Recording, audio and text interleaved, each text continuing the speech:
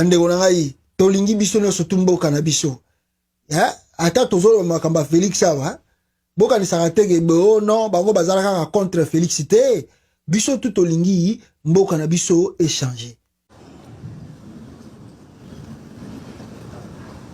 Je tenais donc à ce qu'on se parle de façon franche, que vous compreniez ce qui se passe, là où nous sommes et vers où on pourrait aller.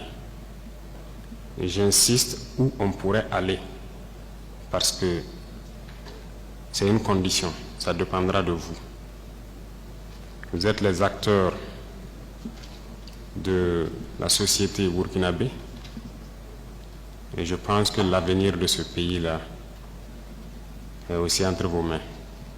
Donc, chacun à son niveau doit pouvoir faire un mea culpa et se demander qu'est-ce que j'apporte à cette patrie.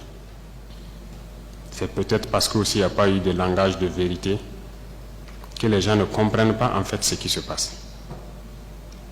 Je parie que beaucoup de gens ignorent sérieusement la situation dans laquelle nous nous trouvons. Nous sommes à Ouagadougou, très souvent à Bobo-Dioulasso, dans tout cas dans les grandes villes, et la vie est tout autre. Mais hors de ces villes, vous n'imaginez même pas ce qui se passe. Est-ce que tout le monde est conscient que le territoire est presque perdu? En tant que militaires, nous reconnaissons notre responsabilité. Mais qu'est-ce qui a mené l'armée à être comme ça? C'est ça aussi la question qu'il faut se poser. Parce qu'elle a été politisée. Elle a quitté même son fondement. Il faut avoir le courage de se le dire. L'armée a été infiltrée. Et chacun agit en fonction donc de certains bords politiques. Nous observons depuis très longtemps. Nous combattons et nous observons. Et à un moment donné, on a eu espoir que ça va cesser, notamment avec les événements du 24. Mais ça n'a pas cessé. Et ça continue. Ces événements du 30 sont arrivés.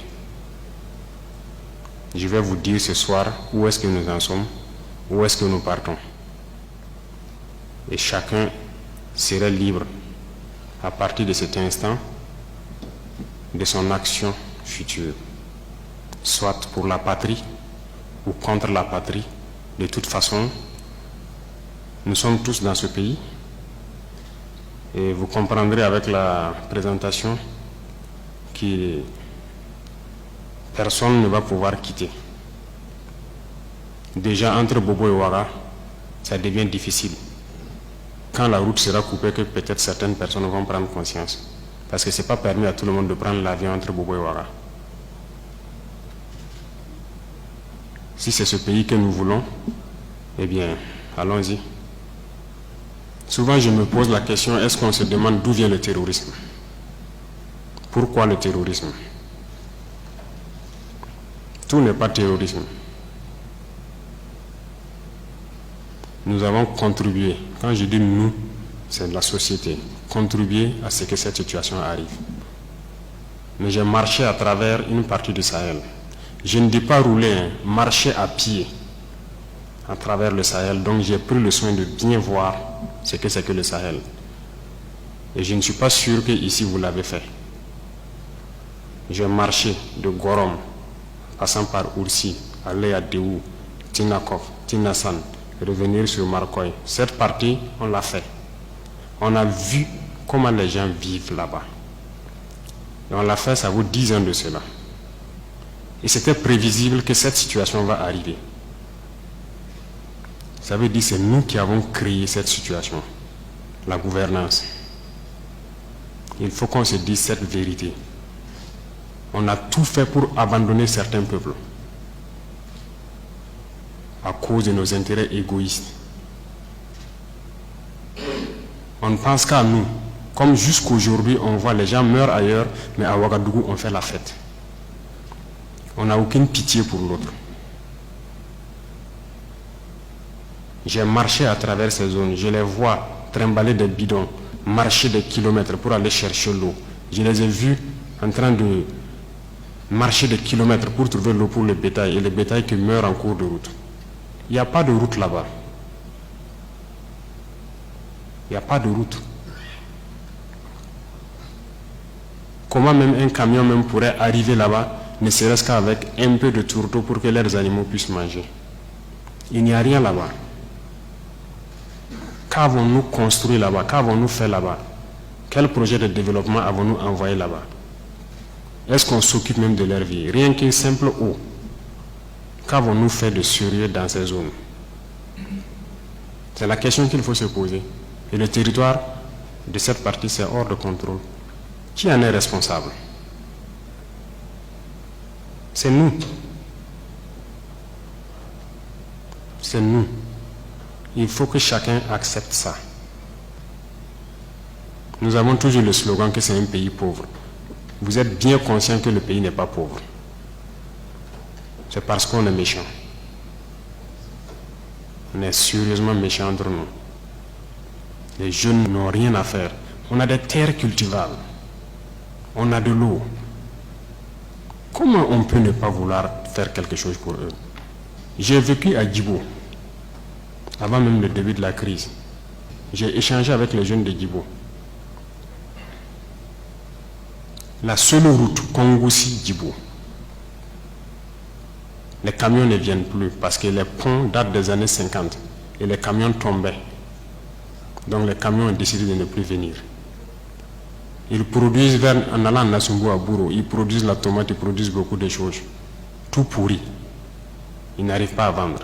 Leur marché de bétail, vous quittez Djibo jusqu'à Pétékoli, ils sont là avec leur bétail, ils n'arrivent pas à vendre. Mais vous voulez qu'ils fassent quoi, les jeunes? J'ai écrit un rapport en son temps pour qu'on puisse au moins se réparer cette route. La guerre n'était pas là. Personne ne viendra me dire le contraire. J'étais à Djibo, j'ai vécu là-bas. On n'a rien fait. Rien. Qui en est responsable? Il faut que chacun fasse son introspection et se rende que nous sommes les coupables de cette situation. J'ai fait l'Est. Aujourd'hui, on parle de Mansilla, de Tankwalou et autres. Je vous le répète encore, qui est responsable?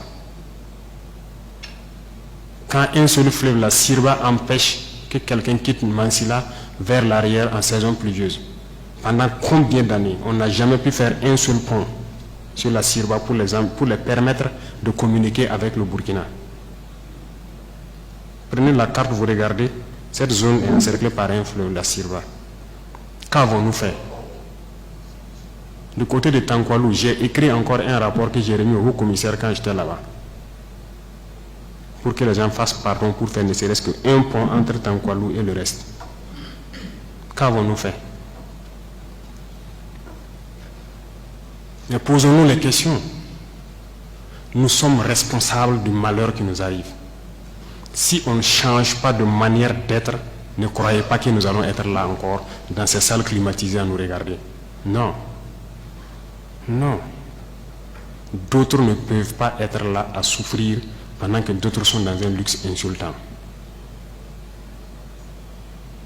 On a été prévenus. On n'a jamais voulu écouter. Toute cette bamboula que nous faisons dans les villes, tout peut cesser du jour au lendemain. Si on n'arrête pas ce que nous sommes en train de faire. Je sais que personne ne vous a déjà parlé comme ça, mais je vous le dis aujourd'hui franchement. Et chacun pourra choisir ce que nous voulons du Burkina. Je ne suis pas politicien. Je n'ai pas de langue de bois. Moi, je suis un militaire. Et je préfère vous dire la vérité. Chacun est libre de prendre ou de laisser. Tout le monde roule dans sa voiture, tout le monde vit bien. On mange matin, on mange midi, on mange le soir. On fait ce que nous voulons faire. On est libre de parler, de dire ce que nous voulons. C'est la démocratie, c'est le droit, c'est tout. C'est tout ce que nous connaissons à Ouagadougou. Mais allez-y les voir. les enfants qui ont la peau sur les os. Allez voir les vieillards qui meurent de faim. Allez voir ces femmes qui ne peuvent plus allaiter parce qu'elles n'ont plus rien dans le sein. Allez les voir. Ne faisons pas semblant. Si nos journalistes n'ont pas le courage d'aller sur le terrain et vous ramener ces genres d'images, parce qu'on veut laver l'image du Burkina, je vous dis que c'est faux, ça existe. Quand je vous parle des gens qui mangent l'herbe, celui qui veut contester, je l'amène demain à les voir. Ça continue, ça n'a même pas cessé. Parce qu'on a pu ravitailler certains villages, mais d'autres pas encore, on est toujours en route. Aucun civil ne peut daigner même soutenir aussi avec des camions pour qu'on puisse être solidaire vis-à-vis de ces populations-là. C'est quelle intégrité? C'est quoi l'intégrité? Burkina Faso, c'est quoi?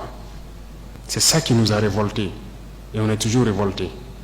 Tant qu'on ne va pas soigner les maux de ce pays-là, on sera toujours révoltés. Pour l'instant,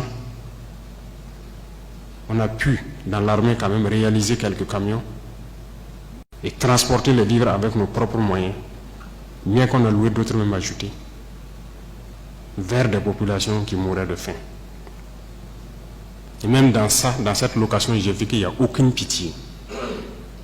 Des citoyens savaient que c'est pour aller là-bas, mais ils sont restés sur des tarifs. C'est pour dire que la solidarité là, a disparu au Burkina. Ayez pitié des gens. Ayez pitié de la jeunesse. Ayez pitié des enfants. Qu'est-ce qu'ils ont fait, ces villageois-là, pour que quand le soleil tombe, eux, ils se retrouvent dans les grottes, dans les arbres. Ils quittent le village. Et le matin, ils se pointent, ils regardent pour voir si tout va bien avant de revenir. Ils dorment dans la brousse. Ils ne peuvent pas dormir chez eux. On ne vous dit pas ces vérités. C'est la réalité du Burkina comme ça. On ne voit que nos villes.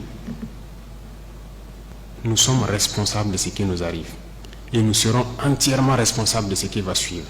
Soit c'est du bon ou c'est du mauvais, ça dépendra de nos comportements dans le futur. Chacun n'a qu'à donner le meilleur de lui-même. Et je pense qu'on peut y arriver. Je suis optimiste, j'ai foi. Et Inch'Allah, on va y arriver.